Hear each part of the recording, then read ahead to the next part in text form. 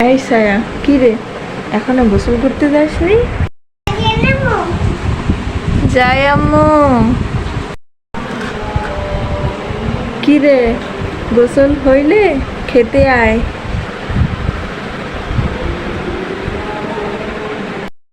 কি ব্যাপার, এখনো আসতেছে না কেন? ওর কি গোসল হয়নি এখনো? দেখি তো, যাই তো কি করতিস দেখে আসি। কি রে, তুই তো এখনো গোসল করতে যাসনি?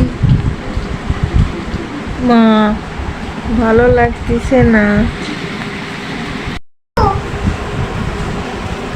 কালকে গোসল কর মানে মা, আজকে ভালো লাগতেছে না। কাল করবি করবি করে করে আজ 22 দিন গোসল করিস না তুই। তোর কি অবস্থা তাই বল।